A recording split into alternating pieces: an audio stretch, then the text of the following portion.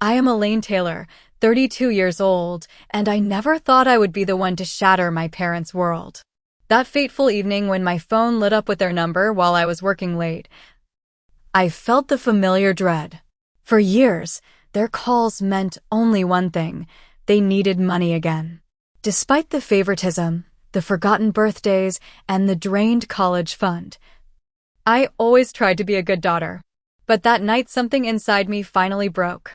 I had reached my limit after decades of being the forgotten child who was still expected to foot all the bills. Before I dive into how I finally stood up for myself after years of being my parents' forgotten ATM, let me know where you are watching from and subscribe if you have ever had to make the difficult choice to prioritize your own well-being.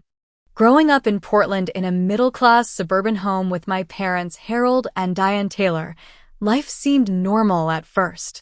Our house was modest but comfortable, with a small backyard where I would spend hours playing make-believe. Dad worked as an insurance salesman while Mom was an administrative assistant at a local dental office. They were not wealthy, but we never lacked necessities. Until I was 7, I was their only child and the center of their world. I remember weekend trips to the park, bedtime stories, and feeling completely secure in their love. My early memories are filled with my mother's warm hugs and my father's proud smiles when I learned to ride a bike or read my first book. They attended my first grade play, recording every moment and cheering louder than any other parent. Everything changed when Amber was born. I was initially excited about being a big sister. I even helped decorate the nursery, painting little stars on the wall that Mom said looked beautiful. But as the weeks turned into months, I noticed how my parents' gaze would linger on Amber while barely acknowledging me. The shift was gradual but unmistakable. By the time I turned 10, my birthday was an afterthought. I still remember sitting at the kitchen table waiting for a cake that never came because Amber, then 3, had a cold and needed all their attention. When I mentioned it was my birthday, Mom absently pushed $20 across the table and said, "Maybe buy yourself something, sweetie." 2 months later, Amber's birthday featured a clown, a bouncy castle, and personalized cupcakes for every child in her daycare. My academic achievements went unnoticed while Amber was praised for the smallest accomplishments. I won the 6th grade spelling bee and came home excited to share the news. Dad glanced up from helping Amber with a simple puzzle and said, "That's nice, Elaine," before immediately turning back to celebrate when Amber placed a piece correctly. "Look at our genius," he exclaimed, while my trophy was placed on a shelf and forgotten. I became accustomed to being left alone. While my parents attended every one of Amber's dance recitals and soccer games, they found excuses to miss my piano recitals. "We trust you to handle it yourself. You're so independent," they would say, as if my self-sufficiency was a reason to withdraw their support rather than something to nurture. Babysitting Amber became my unpaid job. "You need to watch your sister because we have to work," Mom would say, even when they were just going out for dinner or shopping. I would help Amber with homework, make her meals, and put her to bed, receiving not even a thank you in return. Despite everything, I thrived in school. My teachers praised my intelligence and maturity. I was responsible and independent out of necessity, and my grades reflected my determination to create a future for myself. I developed a passion for piano after school music lessons, practicing on the old keyboard a neighbor had given me. I also loved writing stories, filling notebooks with my imagination. Neither interest received any encouragement from my parents. Jessica, my best friend since 4th grade, was the first to recognize my talents. "Your parents are crazy for not seeing how amazing you are," she told me after hearing me play piano at the school talent show. Her parents often invited me over for dinner, and the contrast between how they treated their children equally and my own home life was stark and painful. I convinced myself the treatment was temporary. Maybe Amber needed more attention because she was younger. Maybe once she grew up, things would balance out. Maybe if I achieved more, they would finally notice me. These thoughts kept me going even as the evidence mounted that I was the outsider in my own family. Family dinners were particularly revealing. Dad would ask Amber about her day in detail, following up each answer with genuine interest. When it was my turn, he would nod distractedly, often interrupting before I finished to return to Amber or check his phone. Mom would serve Amber her favorite foods while I was expected to eat whatever was available without complaint. I was 12 when I first heard them refer to Amber as their golden child. We were at a neighborhood barbecue, and Mom was chatting with the hostess. "Our golden child is just starting ballet," she gushed, while I stood right beside her, invisible. The term stuck, becoming a regular part of their vocabulary. "How is our golden child doing in school? Look what our golden child made in art class." Each time, I would shrink a little more into myself. My bedroom gradually became a storage space for Amber's overflow possessions. Her dance costumes, outgrown toys she couldn't bear to part with, seasonal decorations she had claimed as her domain. My personal space shrank as hers expanded beyond her room. When I protested, Mom said, "Don't be selfish, Elaine. Your sister needs these things." Christmas mornings highlighted the disparity most painfully. When I was 14, I received sensible gifts: clothes for school, a scientific calculator, and a journal. Useful items that acknowledged my practicality, but nothing that spoke to my passions or dreams. Amber, meanwhile, unwrapped a new bike, an expensive dollhouse, an iPad, and tickets to a concert she had mentioned wanting to attend. The disparity wasn't about money, it was about thought and care. I learned to lower my expectations and find joy in small things. A good grade, a compliment from a teacher, a peaceful afternoon reading at the library where no one could ask me to babysit or give up my space. I built a world apart from my family, where I could exist as someone worthy of attention and love. High school intensified the growing divide between Amber and me. I threw myself into academics, joining debate club, student government, and the school newspaper. I maintained a 4.0 GPA despite having no quiet place to study at home and no parental guidance. My teachers commented on my exceptional work ethic, unaware that it was born from the knowledge that I was entirely on my own. Amber bloomed into a beautiful teenager who knew exactly how to manipulate our parents. With her long blonde hair, bright blue eyes, and charming smile, she was the spitting image of our mother in her youth. While I inherited Dad's more plain features, Amber got all the family's good genes. As relatives often commented at gatherings, not realizing how their words stung. Despite her beauty and charm, Amber was an average student at best. She preferred social activities to studying and had mastered the art of getting extensions on assignments through elaborate excuses. Our parents never questioned her mediocre report cards, instead praising her for trying her best and being well-rounded. Our relationship as sisters was strained. Amber seemed to delight in provoking me, borrowing my things without asking and returning them damaged, if at all. She would interrupt when I was practicing piano, claiming the noise bothered her, despite the fact that I used headphones. When I confronted her, she would burst into tears, bringing our parents running to her defense. "Why are you always so mean to your sister?" Dad would demand, never pausing to hear my side. At 16, I started working at Evergreen Books, a small independent bookstore downtown. The job provided both escape from home and much-needed income. I saved every dollar, dreaming of college and independence. While my friends spent weekends at the mall or movies, I worked double shifts, building my escape fund. It was around this time that I discovered my college savings account had been emptied. The money my grandparents had set aside for my education before they passed away had been redirected to fund Amber's dance lessons and beauty pageant entries. When I confronted my parents, their response was dismissive. "Amber needs these opportunities now, while she's developing her talents," Mom explained. "You're smart enough to get scholarships. You'll be fine."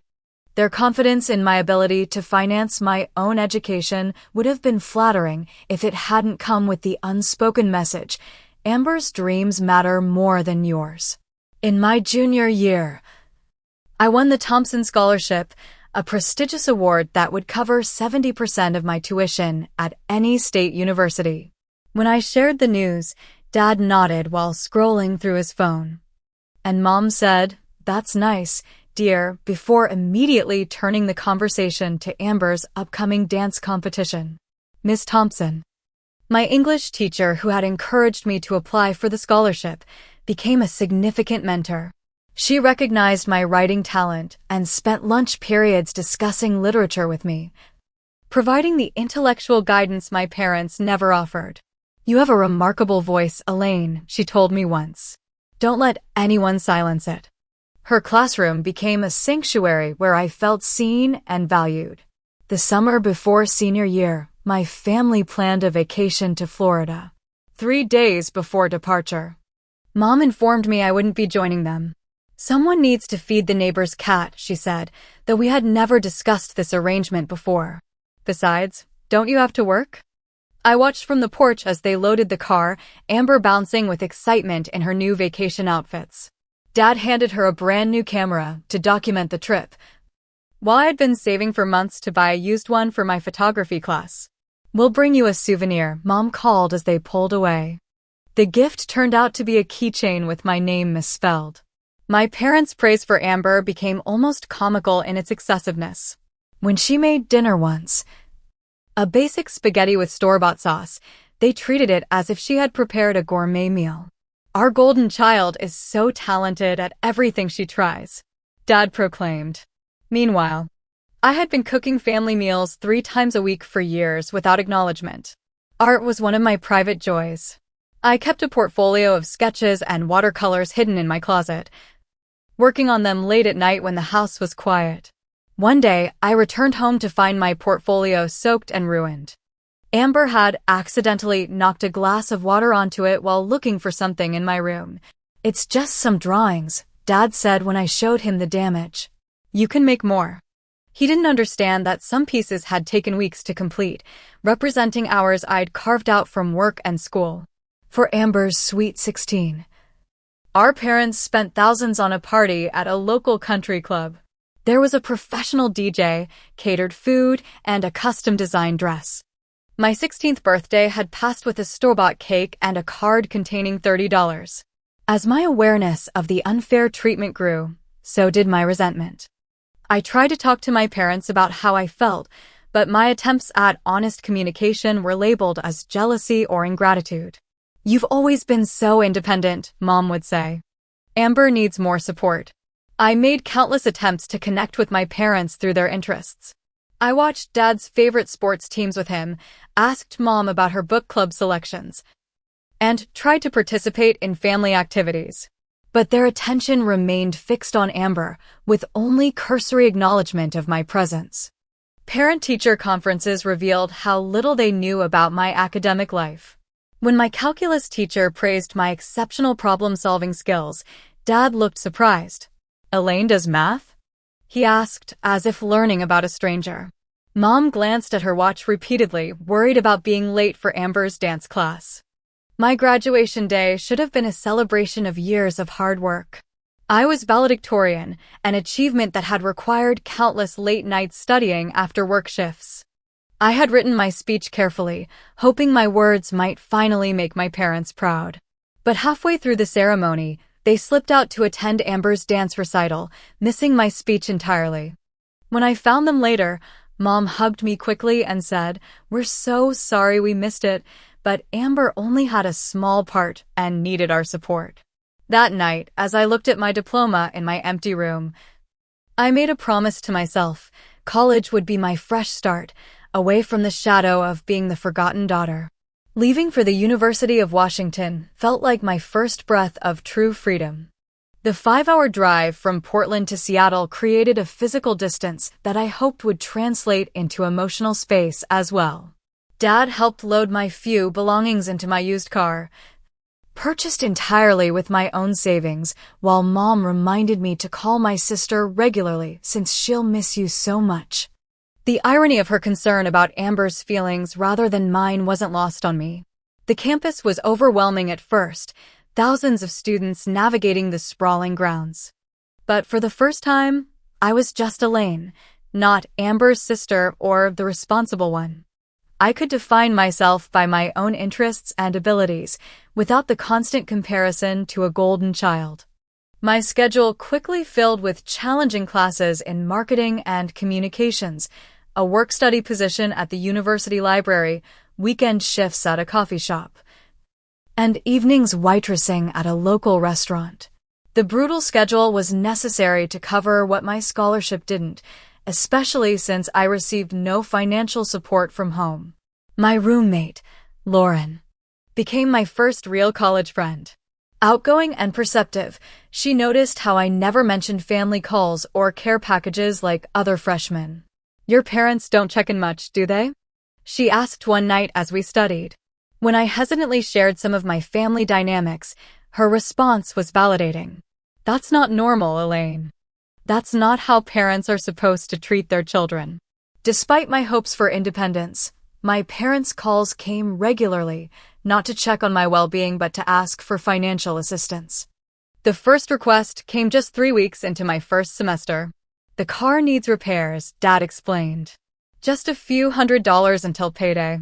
I sent the money, dipping into my carefully budgeted food fund. Similar requests followed: unexpected medical bills, home repairs, winter coats for Amber. Each time I told myself it was temporary, that they wouldn't ask if they weren't truly in need. Between classes, work, and sending money home, I barely slept. I lost weight, my clothes hanging loose on my frame. Lauren would leave granola bars on my desk when she noticed I was skipping meals to save money. "You can't set yourself on fire to keep others warm," she warned. Thanksgiving of freshman year. I drove home excited to share stories about college life. Upon arrival, I discovered my bedroom had been converted into an exercise room for Amber, complete with a treadmill and weights. My belongings had been boxed and moved to the basement. "Amber needs the space for her fitness routine," Mom explained, showing me the couch where I would sleep during my visit. "She's training for the spring cheer competition." That visit set the pattern for future trips home. I became a guest in what had once been my home, sleeping on the couch or an air mattress. My presence tolerated rather than welcomed. Yet each time, my parents found reasons to ask for money, presenting them as family emergencies that I, as the successful one, had an obligation to solve. My college graduation was a milestone I had worked incredibly hard to reach. I had maintained excellent grades while working 3 jobs, earned recognition from professors, and secured a promising entry-level position at a marketing firm in Chicago. I sent my parents and Amber formal invitations to the ceremony, hoping that this achievement might finally merit their full attention. The day before graduation, Mom called. "Something's come up," she said. "Amber has a regional competition the same day. It's really important for her future. You understand, right?" I walked across the stage alone, accepting my diploma to the cheers of friends and their families. Lauren's parents invited me to their celebration dinner, treating me as if I were their own daughter. "We're so proud of you," Lauren's father said, raising a toast. The words I had longed to hear from my own parents came instead from someone else's. My first serious relationship developed during senior year with Andrew, a computer science major with kind eyes and a quiet confidence. He was the first person who seemed to truly see me, appreciating my determination and creativity without expecting anything in return. We spent hours talking about books, dreams, and future plans. When Andrew came home with me for a weekend visit, his shock at witnessing my family dynamics was evident. During dinner, as my parents ignored my recent academic award to focus on Amber's new boyfriend, Andrew squeezed my hand under the table in silent support. Later, in private, he asked, "Has it always been this way?" When I nodded, his expression of sadness and disbelief confirmed what I had slowly come to understand. My family situation wasn't normal. Andrew's family embraced me completely. His mother, Ellen, treated me with a maternal warmth I had never experienced from my own mother. She remembered details about my studies, sent care packages with homemade cookies, and called just to check how I was doing. During one visit to their home, Ellen found me crying after a particularly difficult call with my parents. "Family should lift you up, not drain you," she said, sitting beside me. "There comes a point when you need to protect yourself, even from the people who should love you most.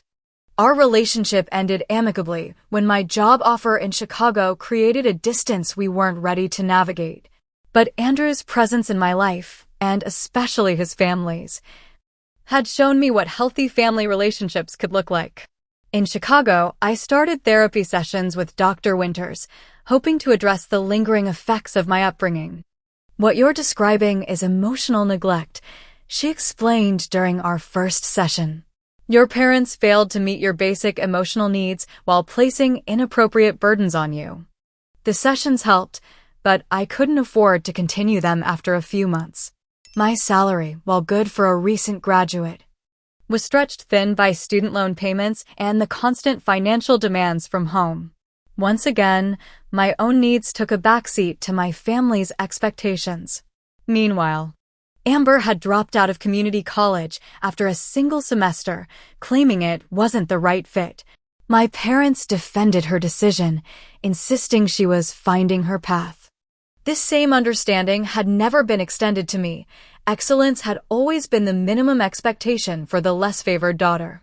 As I built my new life in Chicago, I held onto a dwindling hope that my relationship with my parents might improve with distance and time. But each call, each request for money, each dismissal of my achievements reinforced a painful truth. In their eyes, my value was measured not by who I was, but by what I could provide. By the time I turned 32, I had built a life that looked successful from the outside. As a marketing executive at one of Chicago's top advertising firms, I had earned respect in my field and financial stability. My apartment in Lincoln Park featured large windows overlooking the city, filled with books, plants, and the piano I had finally been able to purchase for myself. Professional awards lined my office shelves, testament to years of dedicated work. My boss and mentor, Grace, valued my creativity and drive. "You have an unusual ability to see connections others miss," she told me during my last performance review, approving a substantial raise. "The team relies on your perspective." Her recognition filled a void that family appreciation should have occupied. But beneath the professional accomplishments, my parents' financial demands had become an unsustainable burden. What started as occasional requests had evolved into regular expectations. Every month brought a new emergency, each presented as more urgent than the last. Dad's medical bills mounted as his health declined, largely due to his refusal to quit smoking despite a doctor's warnings. "Health insurance doesn't cover everything," Mom would explain, without mentioning the premium cigars Dad continued to purchase or the fact that they had canceled their supplemental insurance to pay for Amber's third car after she wrecked the previous two. Home repairs that could have been prevented with basic maintenance became crisis-level emergencies. The roof they had ignored for years despite my warnings now needed complete replacement. The basement flooded because they had postponed fixing a known plumbing issue. Each time, I was expected to provide thousands of dollars with little notice. "We wouldn't ask if we had any other option," Mom would say, though they never seemed to consider downsizing their home or selling Dad's collection of vintage fishing equipment. Amber, now 25, still lived at home, cycling through jobs that never lasted more than a few months. She had attempted college 3 times, each effort abandoned before completion. Yet my parents remained convinced that the next course, the next opportunity, would be the one to launch her success. These dreams were funded primarily by my increasingly reluctant contributions. "Your sister just hasn't found her passion yet," Mom defended when I questioned why Amber had quit her receptionist position after just 6 weeks. "Not everyone can be as focused as you." My boyfriend James, a thoughtful architect I had been dating for nearly 2 years, was the only person who fully understood my family situation. He had witnessed enough phone calls and witnessed my stress around holiday visits to recognize the unhealthy patterns. "They're using you, Elaine," he said one evening after I ended a call with my mother about paying Amber's car insurance. "They don't even try to hide it anymore." James was right. The requests had become demands. The gratitude perfunctory if expressed at all. My parents no longer bothered with pretense, simply stating what they needed and when they needed it, as if I were a bank rather than their daughter. During a tense family dinner when I visited Portland, I finally refused to pay for Amber's latest educational venture, an expensive photography course. "I'm happy to help with necessities," I explained, "but this is the third program Amber has started and abandoned this year." Dad's face reddened with anger. "After everything we've done for you, this is how you repay us? By judging your sister." Mom added tearfully, "We always knew you were selfish, Elaine, but I never thought you'd be this ungrateful." Their words stung, but also clarified something. In their narrative, I was perpetually indebted for basic parenting they had provided, while Amber was entitled to endless support and second chances. The true extent of their financial exploitation became clear when I discovered they had taken out several loans in my name years earlier, using my social security number and forged signatures. These unpaid debts had damaged my credit score, complicating my recent attempt to qualify for a mortgage. When confronted, they dismissed it as just paperwork and reminded me that family helps family. My best friend Amanda, who had known me since college, was outraged upon learning about the loans. "That's identity theft, Elaine. It's literally a crime." She urged me to report the fraud, but I couldn't bring myself to take legal action against my own parents, despite their betrayal. I resumed therapy with Dr. Winters, this time committed to addressing the family trauma I had tried to minimize for years. "Your parents have created a dynamic where you're both the scapegoat and the provider," she observed. "It's a role that benefits them but harms you." Our sessions helped me recognize patterns I had normalized, the constant guilt, the feeling that nothing I did was ever enough, the belief that I was responsible for my family's well-being at the expense of my own. "Setting boundaries isn't selfish," Dr. Winters reminded me. "It's necessary for your health." As my resentment grew, so did my guilt. Despite everything, they were still my parents. Amber was still my sister. The idea of refusing their needs triggered deep-seated fears of being a bad daughter, of failing the family that had already found me inadequate in so many ways. James proposed marriage on a snowy evening in Millennium Park, offering a future built on mutual respect and genuine love. My immediate joy was followed by anxiety about bringing my family dysfunction into a new relationship. Would they drain our joint resources? Would they treat our children with the same favoritism they had shown to Amber? James assured me we would face these challenges together, but the worries persisted. When I called to share our engagement news, Mom's response was tepid. "That's nice, dear. Did James get you a good ring? Amber's boyfriend is looking at diamonds too, you know." The conversation quickly turned to Dad's latest medical tests and the cost of Amber's car repairs, my milestone relegated to an afterthought once again. That night, staring at the ceiling while James slept beside me, I wondered how long I could continue stretching myself between the life I was building and the family that continued to pull me back into old, painful patterns. The call that changed everything came on a Tuesday evening while I was working late, finalizing a presentation for a major client meeting.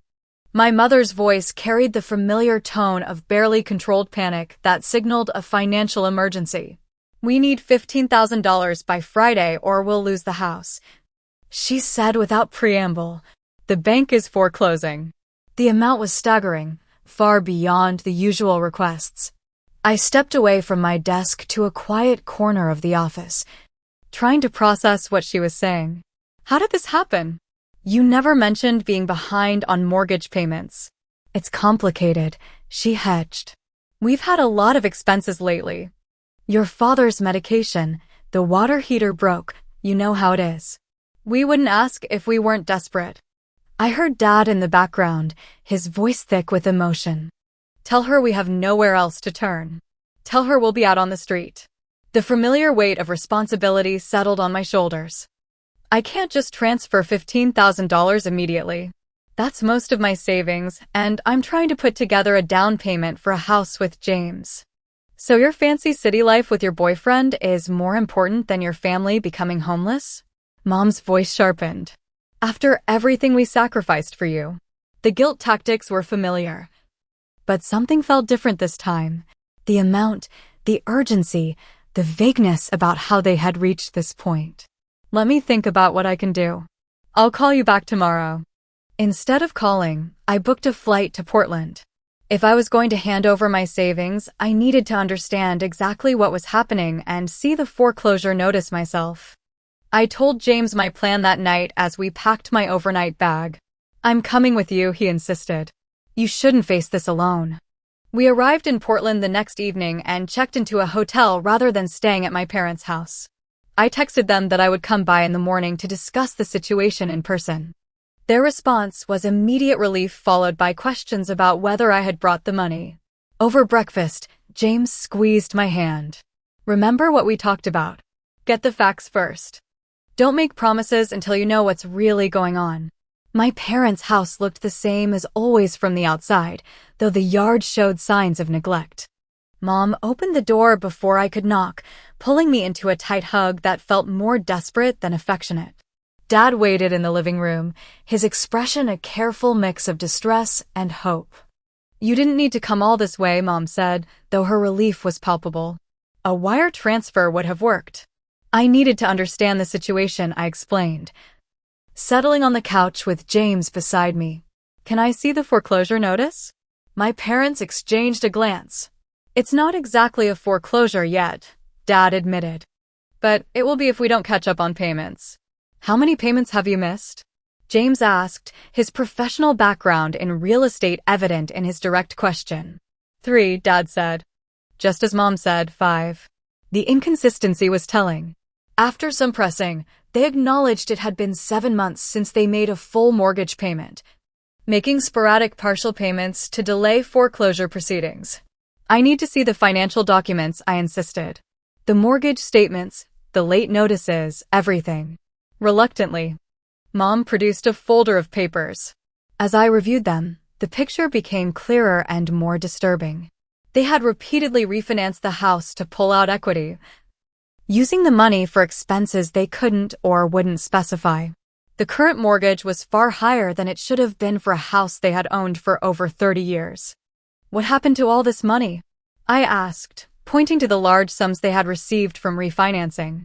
Before they could answer, the front door opened and Amber walked in, carrying shopping bags from expensive boutiques.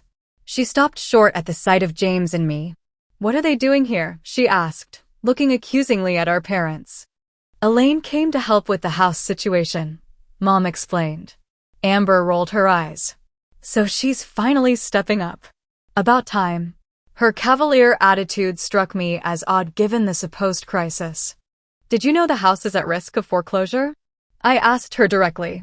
"It's not like we'll be homeless," she scoffed. "We'll figure something out. We always do." The pieces suddenly connected. "The $15,000 isn't just for the mortgage, is it?" The uncomfortable silence confirmed my suspicion.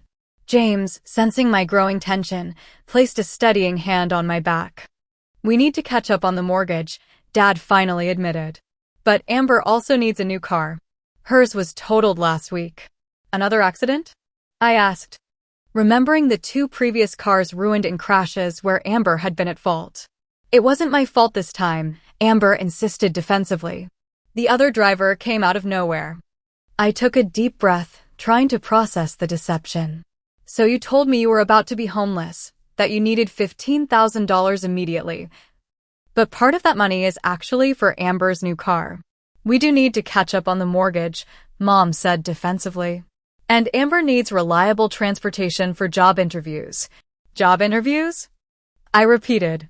"Are you working currently, Amber?" My sister's expression hardened.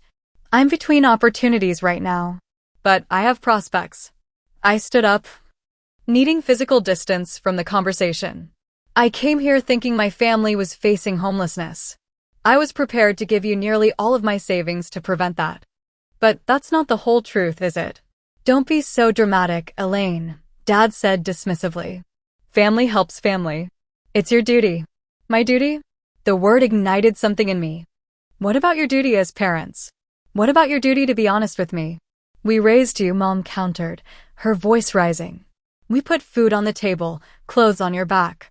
You owe us." I've been sending money home since I was 18, I said, my voice remarkably steady despite my churning emotions. I worked 3 jobs in college while maintaining a 4.0 GPA. I've paid for car repairs, medical bills, home repairs, and Amber's repeated attempts at education. When does it end? It doesn't end, Amber interjected, her tone entitled. That's what family means. We support each other. Support goes both ways, James noted quietly. When has Elaine received support from any of you? The question hung in the air. Unanswered and uncomfortable. Dad stood, his face flushed with anger. We don't have to justify ourselves to you or your boyfriend. Are you going to help your family or not? I looked at each of them. Dad, indignant at being questioned. Mom, tearfully manipulative. Amber, entitled and unconcerned. The weight of years of unfair treatment, financial exploitation, and emotional neglect crystallized into a moment of perfect clarity. No, I said simply. I'm not giving you any more money. The stunned silence was broken by Mom's incredulous, "What?" I'm done. I continued, my voice gaining strength. I'm not your ATM. I'm not responsible for fixing problems you create or indulging Amber's irresponsibility. You selfish bitch, Amber spat. You've always been jealous of me. Amber. Mom gasped, though whether at the language or the accusation wasn't clear. No, let her speak honestly for once, I said. I'd rather hear the truth than more manipulation. Dad pointed to the door. If you're not here to help, then you can leave. You've made your choice. Yes, I have, I agreed, gathering my purse. I choose to stop enabling behavior that hurts all of us, including you. Amber has always been the child we're truly proud of, Mom said, her words clearly intended to wound. At least she understands family loyalty. The statement should have hurt, but instead, it confirmed the reality I had known but tried to deny for decades. I was not truly part of this family. I was its resource. Goodbye, I said simply, walking toward the door with James beside me. Behind us, the conversation deteriorated into shouts and accusations, loud enough that neighbors peered from their windows. In the car, I sat in silence for several minutes, processing what had just happened. James waited patiently, offering his presence without demands. I feel like I can finally breathe, I finally said, surprising myself with the truth of it. The next few weeks were a flurry of practical actions to separate my finances completely from my family's. I closed joint accounts I had forgotten existed, removed my name from old utility bills, and began the process of addressing the fraudulent loans. A financial advisor helped me assess the damage and create a recovery plan. The calls and texts were relentless at first. Dad's messages were angry, accusing me of abandoning the family. Mom alternated between guilt trips and desperate pleas. Amber sent strings of abusive texts, blaming me for their financial problems while simultaneously demanding I reconsider. After 2 weeks of this barrage, I sent a final email to all 3 of them. I am not responsible for supporting the family financially. I have done so for years at great personal cost, and that period of my life is over. I need time and space to heal from patterns that have been harmful to all of us. Please respect my decision and do not contact me further until you are ready to build a relationship based on mutual respect rather than financial dependence. I wish you all well. Then I blocked their numbers, email addresses, and social media accounts. James held me as I cried that night. Not from regret, but from grief for the family relationship I had always wanted but never had. You did the right thing, he assured me. The hard thing, but the right thing. Dr. Winters helped me work through the complex emotions, relief mixed with guilt, freedom tinged with loss, confidence undermined by years of conditioning to put others' needs first. We talk about family of origin versus family of choice, she explained during one session. You're now free to build connections with people who value you for who you are, not what you can provide. The first holiday season without contact with my family was both liberating and disorienting. James's family welcomed me warmly, but the absence of even the dysfunctional connection to my own family created an emptiness I hadn't anticipated. Still, I remained firm in my decision. focusing on building a healthier future rather than returning to a destructive past. 6 months after cutting contact, my professional and personal life flourished in ways I hadn't thought possible. Free from the constant financial drain and emotional turmoil, I accepted a promotion that required more creative risk-taking than I would have previously dared. James and I found a charming fixer-upper that we could afford now that my savings weren't constantly depleted by family emergencies. I had just finished painting our new kitchen when a message arrived from Mrs. Lewis, my parents' neighbor for the past 20 years. We had exchanged contact information years ago when she needed a house sitter while visiting her daughter. "I don't want to intrude," her message read, "but I thought you should know your parents' house is going up for foreclosure auction next month. They've been telling everyone you abandoned them, and that's why they're losing their home." The information wasn't surprising, but the blame-shifting stung. After discussing it with James and Dr. Winters, I decided to let it go. My parents' financial problems weren't new, and their tendency to blame others rather than take responsibility was a pattern I recognized well. A week later, however, a bold and unexpected idea took root while I was reviewing our own mortgage papers. What if I purchased my parents' house at the foreclosure auction? The thought was initially shocking, even to me. But the more I considered it, the more sense it made, both financially and emotionally. The house would sell for well below market value at auction. With my savings, excellent credit score, now that the fraudulent accounts had been addressed, and James's support, I could potentially afford it. It wasn't about revenge, I realized, but about reclaiming something that had been taken from me, my childhood home, my sense of agency, my right to determine the terms of engagement with my family. "Are you sure about this?" James asked when I shared my plan. "It's a major financial commitment, and the emotional implications are huge." "I'm sure," I said, feeling more certain with each passing day. "If nothing else, it's a solid investment. Property in that neighborhood has appreciated significantly." The process was complex. I consulted with real estate attorneys, arranged financing, and prepared for the auction without alerting my family. The day of the auction was surreal. I stood among property investors and curious neighbors, my heart racing as the bidding began. When the auctioneer declared me the highest bidder, I felt no triumph, only a strange sense of coming full circle. Legal notices were sent to my parents, giving them 30 days to vacate the property. I deliberately stayed away during this period, allowing them time to process the situation and make arrangements. From occasional updates from Mrs. Lewis, I knew they were shocked and angry, but packing nonetheless. On the day I was legally permitted to take possession, James and I drove to Portland together. He offered to wait in the car, but I asked him to come with me. "You're my family now," I said. "I need you beside me." My parents and Amber were still there when we arrived, the driveway filled with boxes and furniture. Dad saw us first, his expression shifting from confusion to recognition to fury. "You," he said incredulously, "you bought our house?" Mom appeared in the doorway, eyes red from crying. "Elaine? What are you doing here?" "I'm the new owner," I said simply. "I've come to take possession of the property." Amber pushed past Mom, her face contorted with rage. "You conniving bitch. You planned this all along, didn't you? You wanted to see us homeless." "That's not true," I replied calmly.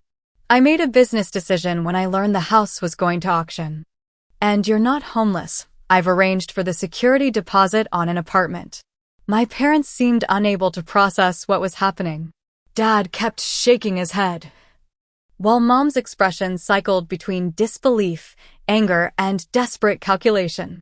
"This is our home," Dad finally said. "We've lived here for 30 years. "It was my home too," I reminded him, "until you converted my bedroom into Amber's exercise room and made me sleep on the couch when I visited." "We can work something out," Mom suggested, her tone shifting to the placating one she used when asking for money. "We could rent from you, stay in the house." "No," I said firmly. "That arrangement wouldn't be healthy for any of us." "After everything we did for you," Dad began, his voice rising, "this is how you repay us? By throwing your own family out on the street." "I'm not throwing you out on the street. As I said, I've arranged for a security deposit on an apartment. It's small but clean and within your means if you budget carefully. We're your parents, Mom pleaded. You can't do this to us. I'm not doing anything to you, I corrected her.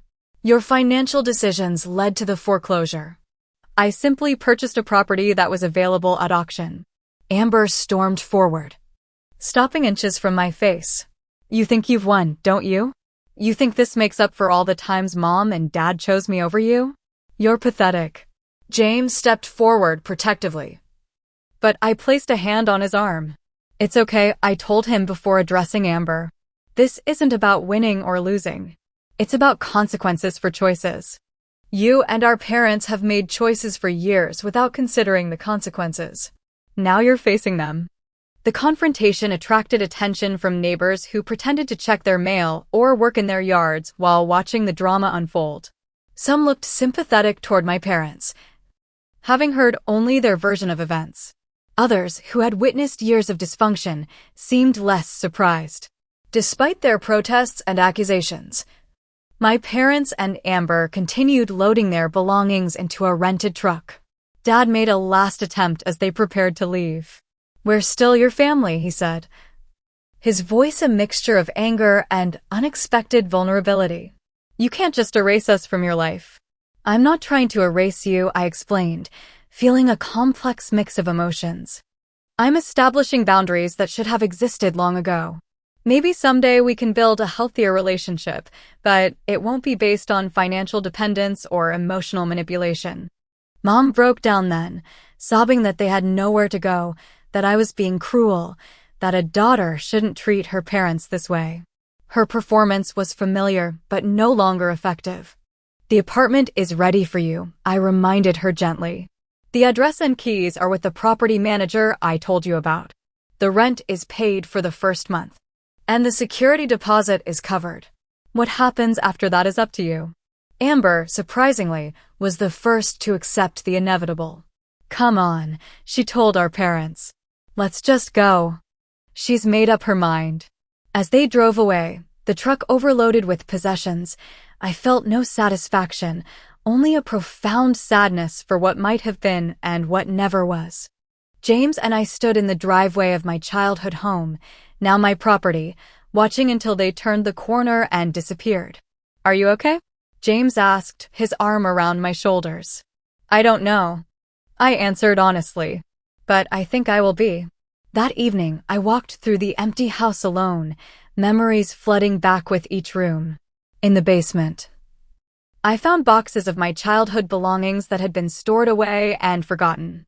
Among them was a photo album I had made in middle school, piano recital programs my parents had never attended, and a collection of short stories I had written that had won a state competition. James found me sitting among these rediscovered pieces of myself, tears streaming down my face.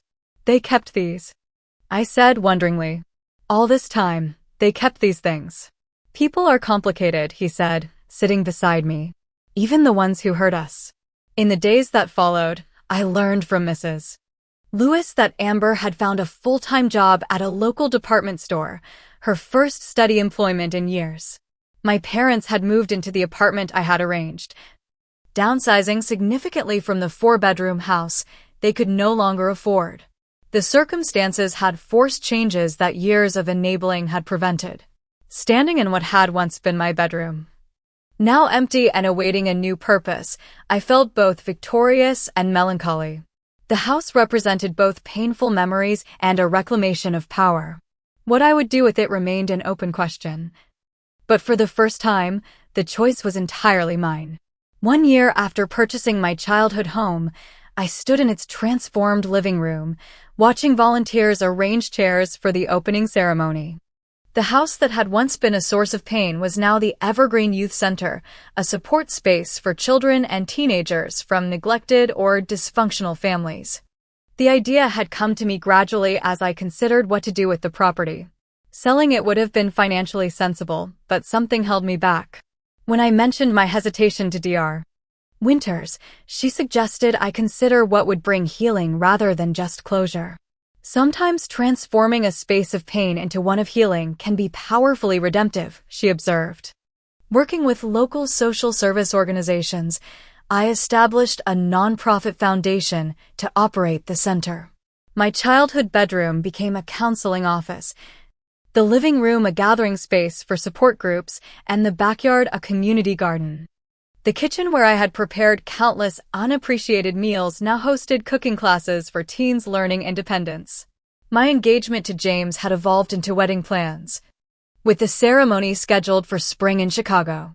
Our guest list included the family we had chosen, close friends, mentors, colleagues who had become more than coworkers. Lauren would be my maid of honor, and her parents had offered to stand in the place traditionally occupied by the bride's family. Professional success had continued as well. My promotion to creative director had come with increased responsibility, but also greater freedom to shape campaigns that reflected my values. I had started mentoring junior employees, particularly those from challenging backgrounds, finding unexpected fulfillment in helping others navigate professional development. News about my family came indirectly through Mrs. Lewis and occasionally other neighbors. Amber had maintained her job at the department store, eventually being promoted to assistant manager. The steady income and responsibility seemed to have matured her in ways that endless second chances never had.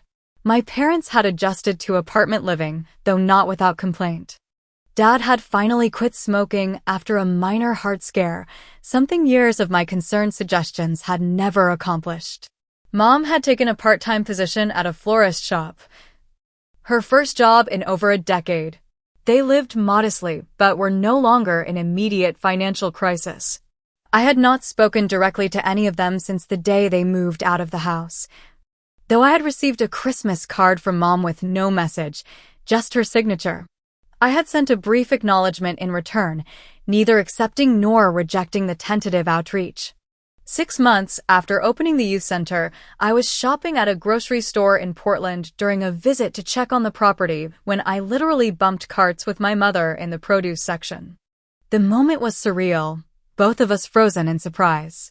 "Elaine," she said finally, her voice softer than I remembered. "Mom," I replied, uncertain what should follow. We stood awkwardly, surrounded by apples and oranges, as shoppers navigated around us. She looked older, smaller somehow, but also more grounded than the perpetually frantic woman I remembered. "I heard what you did with the house," she said. "The youth center. That's good." "Thank you," I responded, surprised by the acknowledgement. She seemed about to say more, but stopped herself. Instead, she simply nodded and moved her cart past mine. No accusations, no requests, no manipulation. Just a quiet moment of recognition before we returned to our separate lives. That brief encounter highlighted how far I had come in my own healing journey. The sight of my mother no longer triggered anxiety or guilt. I felt compassion for her without feeling responsible for her happiness or well-being. It was a small victory in the ongoing process of reclaiming my emotional health.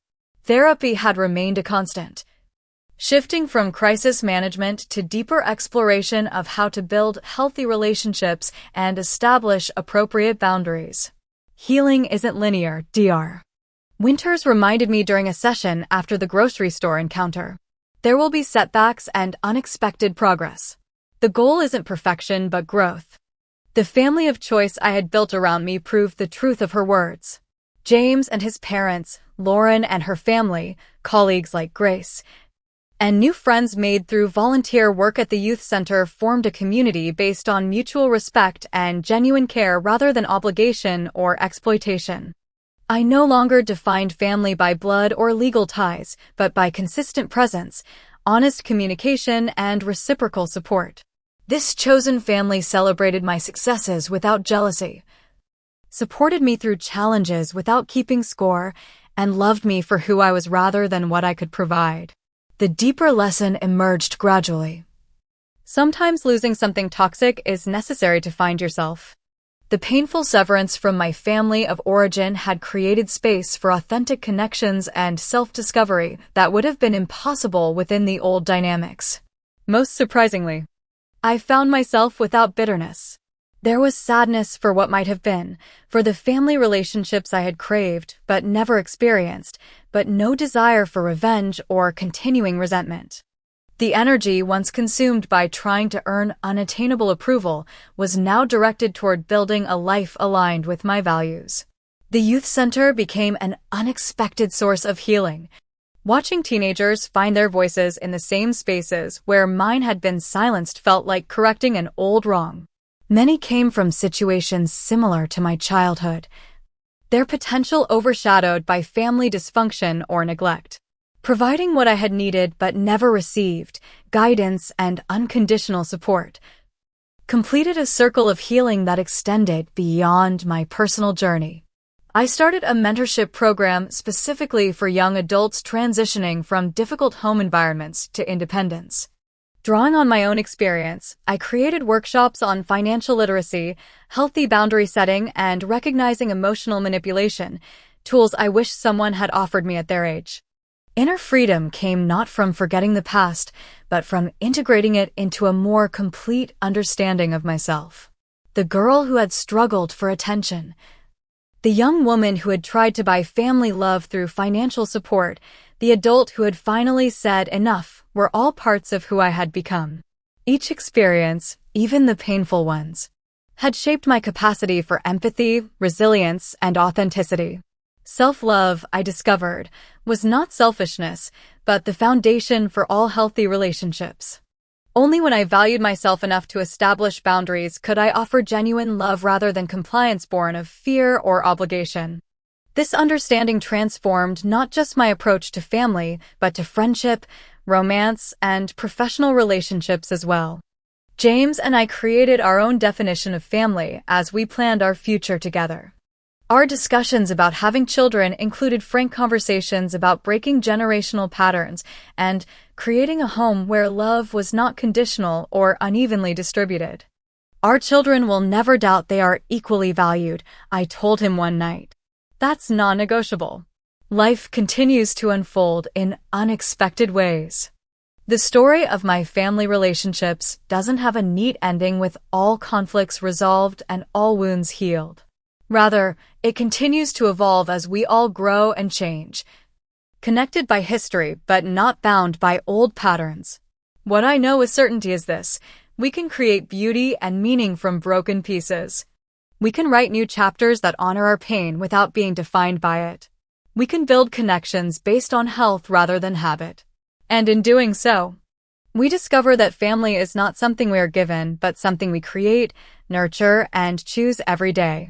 Have you ever had to make the difficult decision to prioritize your own well-being over family expectations? I would be grateful if you would share your experiences in the comments below. Your story might help someone else feel less alone in their journey.